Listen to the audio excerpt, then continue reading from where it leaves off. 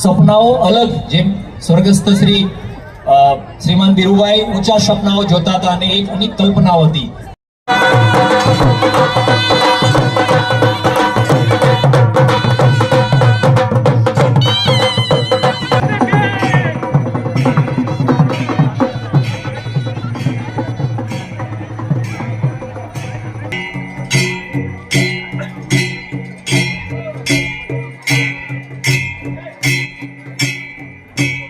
આપનારા છે, આગળ લગ્ન જીવનનો પ્રારંભ કર્યો છે એવા શ્રી આનંદભાઈ અંબાણી અને રાધિકાબેન પણ આપની સૌથી જે અંબાણી પરિવારના વરિષ્ઠ એવા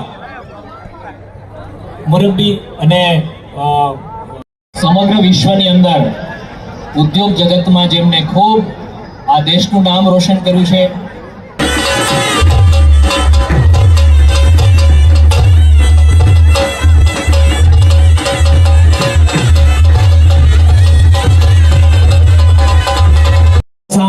નાના નાના ગામની અંદર ડેલા, ડેલી, શેરી હતી અને હજી પણ ગામ આગળ જે નામ લખાયેલું છે એ ધીરુભાઈનો ડેલો છે.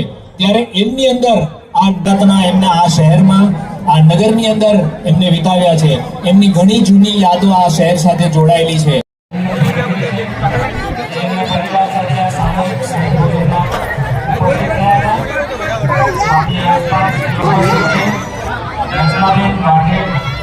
जो कोई व्यक्ति आसपास निकली का हो तो स्टेज पास में ले आओ.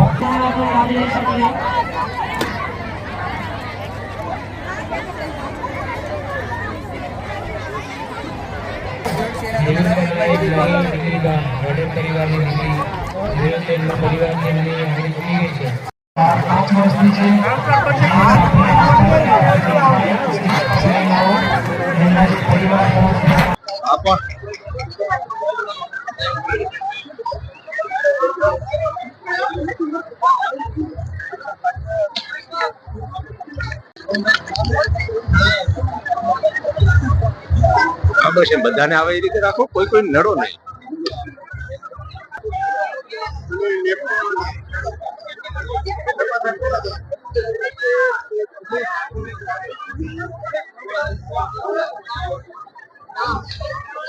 તો પહેલા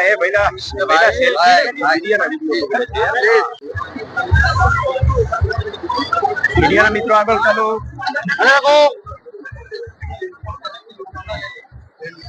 હાલો, બહુ ધન્યવાદ. બધા જમી લેજો. તમે બધા મને અને રાધિકાને અને મારા આખા કુટુંબને આશીર્વાદ આપો. હું અહીંયા બધાને આશીર્વાદ લેવા માટે આવ્યો છે. અહીંયા તમે બધા જમીને ખૂબ અમને આશીર્વાદ આપીને જજો. અને ચોરવાડ તો મારા દાદા અને મારા દાદીના જન્મભૂમિ છે. જે પણ અહીંયા રિલાયન્સમાં થયું છે ચોરવાડ કારણ થયું છે. દાદાજી ચોરવાડના છે અને મારું અહીંયા મારું એક વિચાર આવ્યું કે એક ધીરુભાઈ ચોરવાડથી ઊભો થયો તો અહીંયા આ ગામથી 10 ધીરુભાઈ ઊભા થવું જોઈએ, આવો મારો વિચાર છે. તમને બધાને ખબર છે કે મારું અને ધીરુભાઈનું લગ્ન ચોરવાડમાં થયેલું અને આજ કરતાં 70 વર્ષ થઈ ગયા અને આજે અમારા લગ્ન જીવનનો દિવસ છે.